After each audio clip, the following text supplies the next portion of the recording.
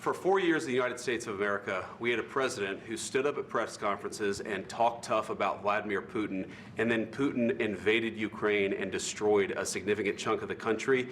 The path to peace and the path to prosperity is maybe engaging in diplomacy. We tried the pathway of Joe Biden of thumping our chest and pretending that the President of the United States' words mattered more than the President of the United States' actions. What makes America a good country is America engaging in diplomacy. That's what President Trump is doing. Can I ask you? Sure. Yeah? Yeah. Okay. So he occupied it, our parts, big parts of Ukraine, part of East and Crimea. So he occupied it on 2014. So during a lot of years, so I'm not speaking about just Biden, but those time was Obama, then President Obama, then President Trump, then President Biden, now the President Trump, and God bless, now President Trump will stop him. But during 2014, nobody stopped him. He just occupied and took. He killed people. You know what the contact line? 2015. 2014 2014. and 2014. 2014. Yeah. So he killed. I was not here. Yeah, but That's exactly but, right. Yes, but during 2014 till 2022, yeah, the situation the same. The people have been dying on the contact line. Nobody stopped him. You know that we had conversations with him, a lot of conversation, my bilateral conversation, and we signed with him, me, like a new president. In 2019, I signed with him the deal. I signed with him, Macron and Merkel, we signed ceasefire. Ceasefire. All of them told me that he will never go. We signed him with gas contract. Yes, but after that, he broken this ceasefire. He killed our people and he didn't exchange prisoners. We signed the exchange of prisoners, but he didn't do it. What kind of diplomacy, JD, you are speaking about? What do you mean?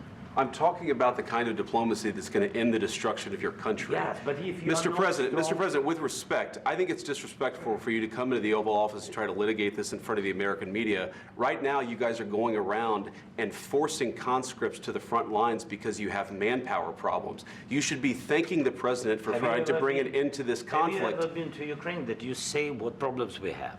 I have been to. Count one. I've actually watched and seen the stories, and I know what happens is you bring people, you bring them on a propaganda tour, Mr. President. Do you disagree that you've had problems bringing people into your military? We have problems. And do you think that it's respectful to come to the Oval Office of the United States of America and attack the administration that is trying to prevent the destruction of your country?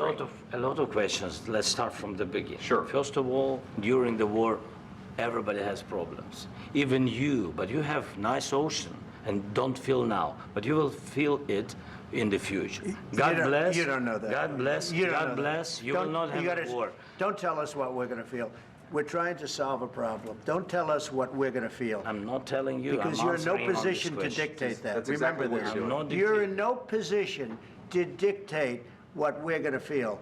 We're going to feel very good. You will feel influence. We're going to feel very good and very strong. You will feel influence. You're right now not in a very good position. You've allowed yourself to be in a very bad position, and he happens to be right about it. From the very beginning of the war. You're not in a good position. You don't have the cards right now. With us, you start having cards. But right now, you don't. You're playing cards. You're playing cards. You're gambling with the lives of millions of people. You're gambling with World War III. You're gambling with World War III. And what you're doing is very disrespectful to the country, this country, that's back to you, far more than a lot of people said they should have. Have you said thank you once? This entire meeting? No, in this entire meeting, have you said thank you? You went to Pennsylvania and campaigned for the opposition in October. Offer some words of appreciation for the United States of America and the president who's trying to save your country. Please, you think that if you will speak very loudly about the war, you can... He's not speaking loudly. He's not speaking loudly. Your country is in big trouble. Can I Wait a answer? minute. No, you've done a lot of talking. Your country is in big trouble. I know. You're not winning. You're not winning this. You have a damn good chance of coming out okay because of us. Mr. President, We are staying in our country, staying strong from the very beginning of the war. We've been alone, and we are thankful. I said thanks you haven't in been this alone. cabinet, you and haven't not been only alone. in this cabinet. We gave you, through I this said stupid president, $350 billion. You voted we gave for you your military president. equipment, You and your voted men for are your brave, president. but they had to use our military. Yes. What about West If Africa? you didn't have You our invited military me- equipment, you invited if me you to didn't speak. have our military equipment, this war would have been over in 2 weeks. In 3 okay? days, I heard it from Putin. In 3 days, this is something Maybe new. less. In 2 weeks, of course, yes. It's going to be a very hard thing to do business like this. I Again, tell you. just say thank you. I said a lot of accept times that there, thank you accept to that, American people. accept that there are disagreements, and let's go litigate those disagreements rather than trying to fight it out in the American media when you're wrong. We know that you're wrong. But you see, I think it's good for the American people to see what's going on I over understand, there. sir. I think it's I very understand. important. That's why I kept this going so long. You have to be thankful. You don't have the I'm cards. thankful. You're buried there. Your people are dying. tell you You're again, running I low know. on soldiers. Don't- Listen, don't, please, you're running Mr. low on President. soldiers. It would be a damn good thing. Mr. And then President. then you tell us, I don't want a ceasefire. I don't want a ceasefire. I want to go, and I wanted this. Look, if you could get a ceasefire right now, I tell you, you take it so the bullets stop flying and your men stop getting killed. Of course, we want to stop the war. But you're saying you don't want a ceasefire. But I said to you, I want a ceasefire. with guarantees. Because you'll get a ceasefire faster than an agreement. Ask our people about ceasefire, what they think. That wasn't doesn't with matter me. for you what- That what wasn't this with me. means.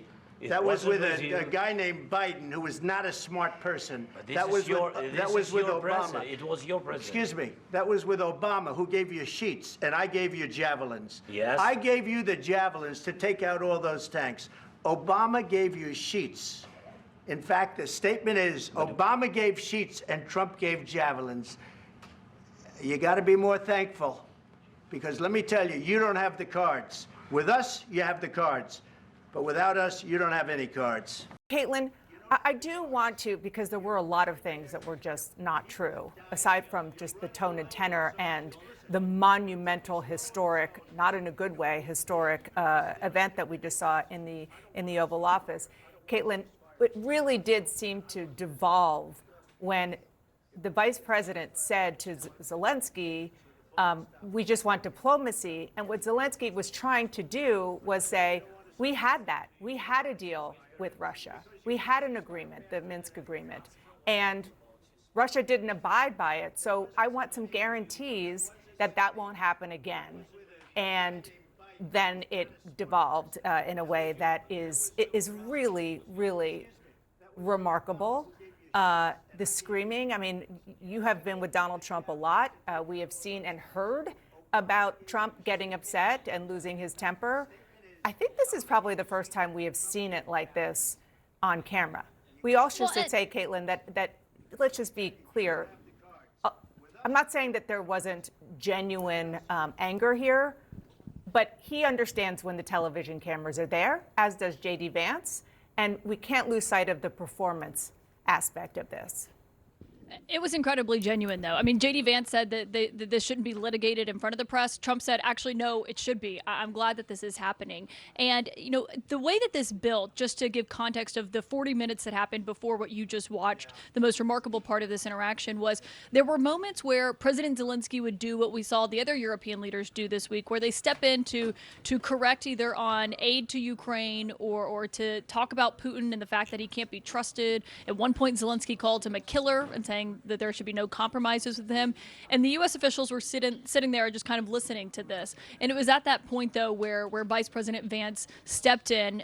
Trump was silent at the beginning of that, and then Trump also got involved. And then they were just essentially yelling at one another in this. And with Trump, all of his diplomacy, we know, is personal. That's why the world leaders who have come here this week have tried to flatter him to essentially get what they want when it comes to negotiating the end of this. And that was not what we just saw, the tack that Zelensky took here. He was, as Zelensky typically is, straightforward in his opinions and what is the reality on the ground. It was kind of chastising Vice President Vance for not having come to Ukraine. And at one point earlier, when Trump was asked if he would go to Ukraine, Zelensky was saying that was what he was going to ask Trump as well. He's been very, he's emphasized a lot that he thinks these U.S. officials need to be there. But to give you a sense of how this negotiation is going, right now they are meeting behind closed doors. They're supposed to come out for a press conference any minute now, and that's where they're signing that minerals agreement that they've been touting as a big first step here. There are real questions about what this looks like going forward, because you heard what President Trump said to me there at the end. I asked, can the two of you still go in a room and negotiate after what just happened? And he said, we'll see, essentially. And Dana, there was one moment where I looked around the room at the officials who were there. It's the top Ukrainian advisors, the Secretary of State to President Trump, the Treasury Secretary, Vice President Vance, obviously. The Ukrainian ambassador to the United States had her head buried in her hands as this shouting match was going on between the three of them. Yes, I saw you put that on social media. It is one of the many. There you go. We're putting it up on the screen now. That is the Ukrainian ambassador, as you said, and she, I mean, talk about her worst nightmare. She was literally watching it unfold before her eyes in the Oval Office.